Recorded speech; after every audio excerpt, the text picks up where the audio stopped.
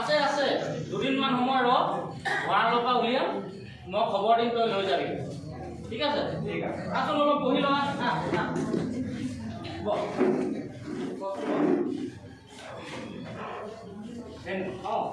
এটা কথা কওঁ বেয়া নাপাওঁ কেলে বেয়া ইমান চেচুৰ হৈ আছে তোমাৰ দাদাৰ ফালৰ পৰা এই গছজোপাৰ পৰা তোমাৰ চোতালখনত ৰজু নকৰে আৰু গছৰ পাতবিলাক সৰি সৰি চব গেলাই পেলাইছে ঠিক কথাই কৈছো ৰজন দাই হয় নে দাদা ইচ্ছা কৰালে এই গছ ইচ্ছা কৰা হ'লে গছজোপা কাটি পেলালে গছৰ ডালবিলাক কাটি পেলালে লেটাৰ হওক বুলি এই কটালে গছজোপা কাটি পেলালে হয় ৰজন দাই ঠিক কৈছো সি মোৰ ভালটো একেবাৰে দেখিব নোৱাৰে মই আজিয়ে গছজোপা কাটিব লাগিব হয় নহয় আজি বাপেকে কাটিয়েই পেলাম কি কৰ না তুমি মই এই গছ কাটিব গৈছ কুকুৰ চিনি পাই মই হাইকাপ যাই থাকোতে তই এই গছ কাটিব আহিছ ঐ তই কাকো ভুল কৈছ তোকে কৈছো হে তোকে কৈছো ক'বলাইছ এই গছজোপাই মোক 10 মান আমনি কৰি আছে গোটেই চোতালত জেকা কৰি পেলাইছে বোকা হৈছে মানুহজনী সদায় হাৰি হাৰি আমনি পাইছে মই নাকাটিম কেলে তই কোন হয় মই কাটিবই তই হাত দিছ আসলে গছজোপা কাটিমেই এই তো দেখিছ বলা গুচাব পাৰি মই চিনি পাইছ না কোন কই মই 3 বছৰ ডাঙৰ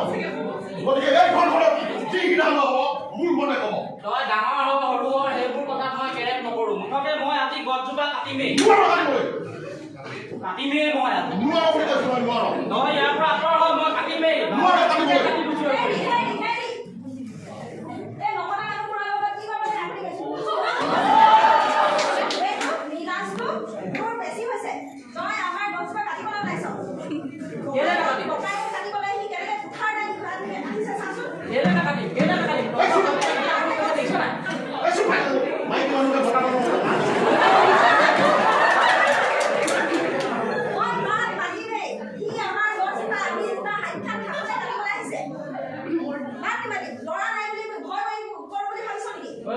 এইবিলাকত মান নামাতি ভিতৰত সোমাই কাম কৰিব যা মই আজি মুঠতে গছজোপা কাটিমেই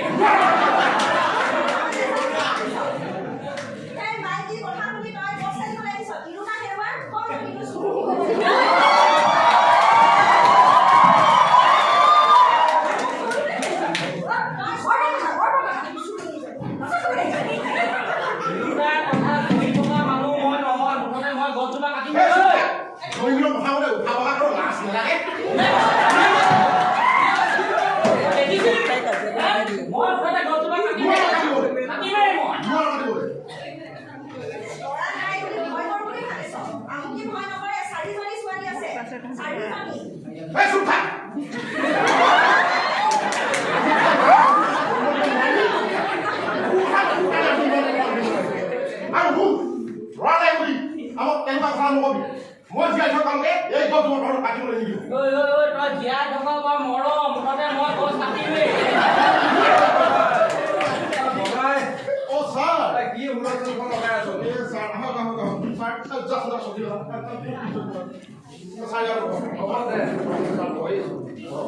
মই আকৌ সেই ইয়ালৈ ওলাই হয় ছাৰ তহঁতকে হুলস্থুলখন দেখি সকলোৱে ল'ৰাকেইটাই কিনো হাল্লা কৰিছে তাকে বোলো চাই যাওঁ বুলি সোমালো কিনো হুলস্থুল লগাইছে তহঁতে এই হুলস্থুল মানে কি মোৰা ওপৰে নকবি কথা এটা এটাকে ক বেনো কচোন কি হৈছে কথাটো এই ডাল গছ গুৰিটো তাৰ ফালে আছে গোটেই ডাল পাত তোমাৰ মোৰ ফালে আছে চোতাল পৰে মোৰ চোতালত চোতালখন জেকিছে চেচুক হৈছে মানুহজনীয়ে দিনে নিশাই হাৰিয়ে থাকিব লাগে তাতে বকি বকি মোৰ খাই পেলাইছে তাকে লৈ আজি গছজোপা কাটিবলৈ যাওঁতে সি দমধালি মাৰি মোক কাটিবলৈ আহিছে ডাল গছজোপাই যদি তহঁতক ইমান অসুবিধা দিছে দুয়োটাই মিলি পেলাই কথা পাতি এই ডাল পাতটো কাটি ল'লেচোন চোতালখনত ৰ'দ পৰে ঘাই গছজোপানো কিয় কাটিব লাগে আকৌ তাকেইটো ছাৰ মই অথনিৰে পৰা সেই কথাটোকে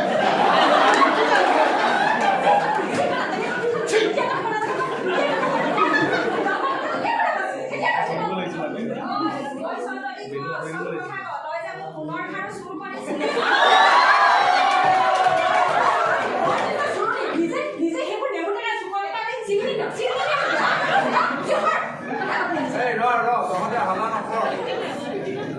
কথাবোৰ লাহে লাহে কওঁ ককাই ছাৰ তোৰ ল'ৰা ছোৱালী কেইটা ল'ৰা ছোৱালীৰ কথা ক'লে একদম ক'বলৈকে লাজ লগা নিচিনা ল'ৰা বিচাৰি বিচাৰি এজনী কৈ 4জনী ছোৱালী হয় ছাৰ পিছে পঢ়া শুনা কিমান আগবঢ়াইছ পঢ়া শুনা নাই নহয় ছাৰ আৰু এই 4জনী ছোৱালী এই মৰকীজনীয়ে ইমান আশা কৰিছিলোঁ মই ল'ৰা এটা হ'ব বুলি কিন্তু এই জনী মৰকীজনীয়ে আজি পৰ্যন্ত ল'ৰা এটা মোক দেখাব নোৱাৰে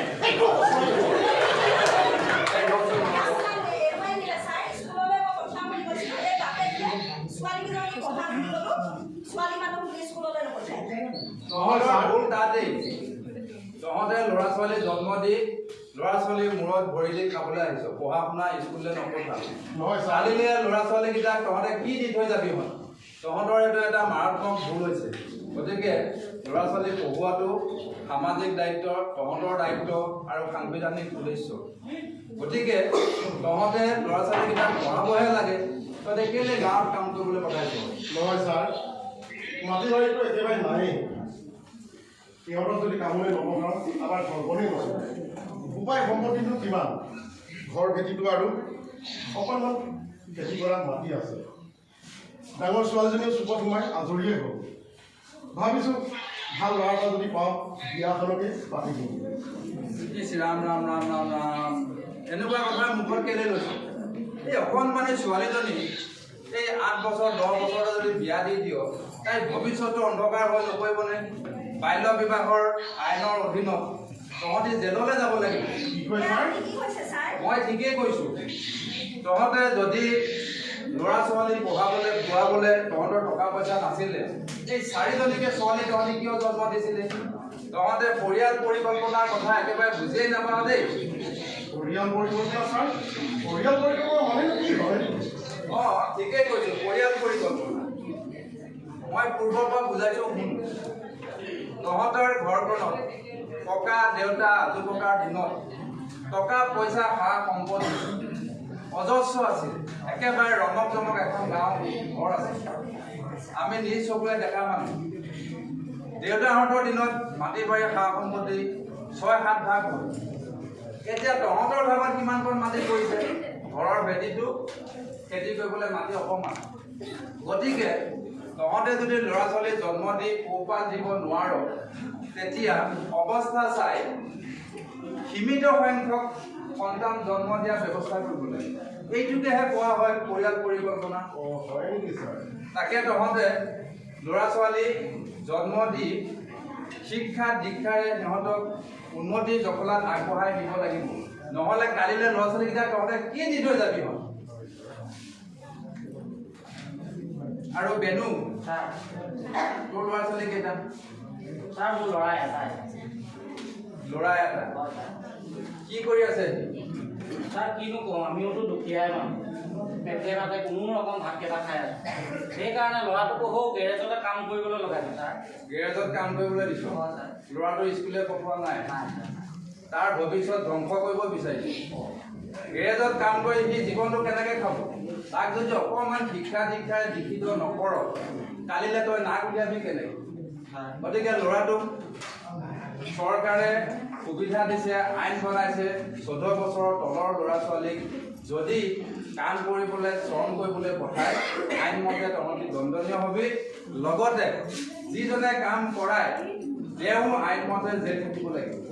গতিকে তহঁতে নপঢ়া নুশুনা মানুহৰ কাৰণে কথাবিলাক বুজি নাপাওঁ গতিকে শিশু শ্ৰমিক বন্ধ কৰিবৰ কাৰণে ইমানবোৰ চৰকাৰে আঁচনি তৈয়াৰ কৰিছে তাৰ মাজত আকৌ তহঁতে মনে মনে ল'ৰাটোক গেটত কাম কৰিবলৈ পঠাইছে সোনকালে ল'ৰাটো ঘূৰাই লৈ আন পঢ়া শুনা শিক্ষা ব্যৱস্থা কৰ নহ'লে দুইটা জেলত থাকিব লাগিব কথা বুজি পাইছনে তহঁতে কথাবোৰ মোৰ বৰ ডাঙৰ ভুল কাইলৈ গৈ ল'ৰাটো ইয়াৰ